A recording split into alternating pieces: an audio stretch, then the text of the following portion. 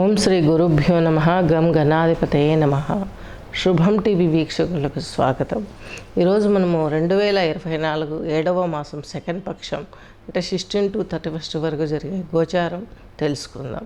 ముందుగా వచ్చేసి రాహువు వచ్చేసి మీనరాశి, కుజ గురువులు వచ్చేసి వృషభ రాశి, రవి మిథున రాశి, బుధుడు కర్కాటకం, శుక్రుడు కర్కాటకం, కేతు వచ్చేసి కన్యారాశి, చంద్రుడు వచ్చేసి తులారాశి, శని భగవంతుడు కుంభరాశి సంచారం, రాహు వచ్చేసి మీనరాశి సంచారం చేస్తున్నారు.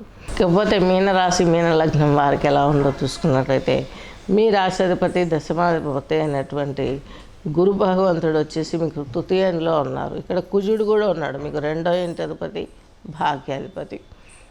ఈయన ఉండడం మంచిదే. కాకపోతే బృహస్పతి 3లోనే పెద్దగా యోగించాడు. అంటే మీరు చేసే కష్టానికి మీరు పెట్టే ఎఫర్ట్కి పెద్ద సంబంధం ఉండదు. దీని మూలకంగా కొంత చిరాకు, ఉద్యోగంలో పెను మార్పులు అనేటివి మీరు ఎక్స్పెక్ట్ చేసి ఏవో కొన్ని గొల్లాలు పెట్టుకొని అంటారు. ఏ లోన్సో, ఏ హౌస్ పర్చేజో ఏదో ఒకటి తీసుకొని పెట్టుకొని అంటారు. ఈయన 3వ ఇంట్లో మీకు అంత యోగించాడు కాబట్టి అటువంటి వాటిల్లో మీరు ప్రెజర్స్ ఫేస్ చేసే అవకాశాలు స్పష్టంగా గోచరిస్తున్నాయి. మీకు 2వ ఇంటి అధిపతి భాగ్యాధిపతి అయినటువంటి కుజుడు మీకు 3లో ఉన్నాడు. ఈయన కొంత నెట్టగా రాగలుగుతాడు. ఫ్యామిలీ ప్రాబ్లమ్స్, ఫైనాన్షియల్గా కొంచెం అక్కడిక్కడికి అమౌంట్ ఇంట్లోనూ బయట నుంచి తెచ్చి అడ్జస్ట్ చేసి ఏదో ఫ్యామిలీ రన్ చేసే యోగాన్ని అయితే కలగజేస్తాడు. ఇకపోతే రవి భగవంతుడు వచ్చేసి మీకు చతుర్థంలో ఉన్నారు. ఈయన 6వ ఇంటి అధిపతి. ఈయన పాపగ్రహం కాబట్టి కేంద్రంలో కొంచెం యోగించాలి కాబట్టి ఏదో కొంత మంచి లాభాన్ని ఇచ్చే అవకాశం ఉంది. అది కూడా మీకు శత్రువున్న రోగ ప్రాబ్లమ్స్ నుంచి బయటపడడానికి ఇది కొంత చిరు సహాయంగా తీసుకోవచ్చు. బుధుడు శుక్రుడు వచ్చేసి మీకు 5th హౌస్లో ఉన్నారు. 5th హౌస్లో బుధుడు యోగించకుండా శుక్రుడు సకల శుభాలను ఇస్తాడు.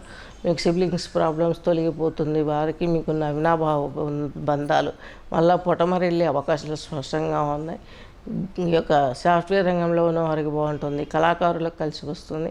పాలిటిక్స్ రంగంలో ఉన్న వారికి కూడా మిశ్రమ ఫలితాలు వచ్చే అవకాశాలు స్పష్టంగా గోచరిస్తున్నాయి. అలాగే కేతు వచ్చేసి మీకు ఈ యొక్క సప్తమంలో ఉన్న జీవిత భాగస్వామికి మీకు కొంత గ్యాప్స్ వచ్చే అవకాశాలు స్పష్టంగా ఉన్నాయి.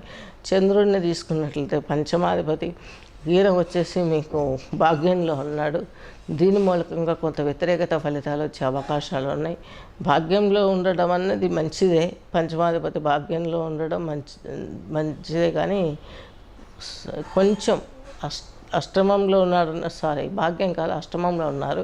అష్టమంలో ఉండడం మూలంగా మీకు ఈ యొక్క సంతానాభివృద్ధికి సంబంధించినట్టు ప్రాబ్లమ్స్, వివాహ ప్రయత్నాలు కలిసి వచ్చినట్టుగానే ఉంటాయి. దగ్గరికి వచ్చి వెనక్కి వెళ్ళిపోవడం, ఇలాంటి విషయాలు మీకు టార్గెట్ చేయాల్సిన పరిస్థితులు ఏర్పరుస్తుంది.